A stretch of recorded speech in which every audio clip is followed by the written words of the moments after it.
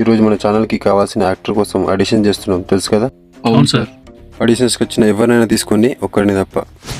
ఆ కూడా మాకేటే తెలుస్తుంది. నీకు వాట్సాప్ చేస్తున్నా, చూసుకో. Sir tea sir. టైం కాస్తావు, అందుకే నువ్వు నాకు ఇష్టం.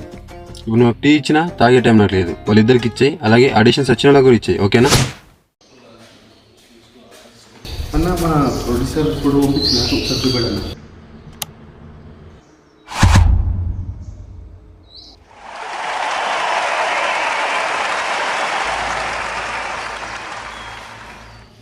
ఆడిషన్స్కి అందరికంటే ముందు నేనే వచ్చిన పర్సన్ అవుతుర్రా. మనం అంతే ఎక్కడ ఆడిషన్ ఉన్నా మనమే ముందుంటాం. లేకపోతే వీళ్ళు ఎక్కడో చూసినట్టుంది అనుకుంటున్నారా? మన మస్తు రీల్స్ ఉంటాయి, ఎక్కడొక్కడ రీల్స్ చూసి మీరు నా ఫ్యాన్స్ అయి ఉంటారు. అయినా ఏం పర్లేదు, యాక్టింగ్లో క్లాస్ చేయాలా, మాస్ చేయాలా, లేదంటే సెంటిమెంట్ డైలాగ్ చెప్పి ఏడిపించాలా, భయానకం చేసి భయపెట్టాలా, ఏం చేయాలో చెప్పండి. ఓ ఆపు, ఇవన్నీ కాదు కానీ అపరిచిత డైలాగ్ చెప్పు. నీకు దమ్ముంటే నన్ను కాల్చారా? సాక్షి 5 హత్యలు చిన్నకి నాకు ఎటువంటి పాపం చేసింది నేనే. నన్ను బయటికి వెళ్ళి నీ బిడ్డ రామాన్ని బయటకు పంపరా.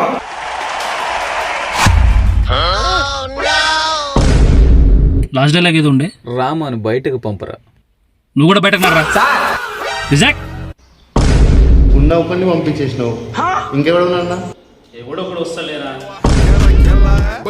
طق سيارة بوليس يلا يلا سوي لي رقصة ثانية رقصة البطريق ولا سبتة في مان يا أخي دوس عندي خوش فصلة يا أخي تفوز والله خوش رقصة يا أخي دوس عندي خوش فصلة يا أخي تفوز والله خوش رقصة حلو زين మాది దుబాయ్ షేక్ మీకు దండం పెడుతుంది.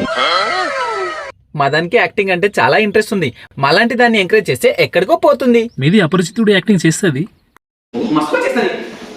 ఇప్పుడు చూస్తే మా యాక్టింగ్ ఇది అది పోతుంది. నీకు దమ్ముంటే నాది కాల్చండి. సాక్షిగా 5 కూనీలు నాది ఏం చేయలేదు, చేసింది నాది. నన్ను బయటికి వెళ్ళని. మీ దానికి ఏమైంది? మా దానికి ఏమీ కాలేదు. మీది ఇంకా సెర్చ్ చేస్తే ఏదో ఒకటి అవుతుంది. దయచేసి ఇక్కడ నుంచి దుబ్బేయండి. రిజెక్ట్.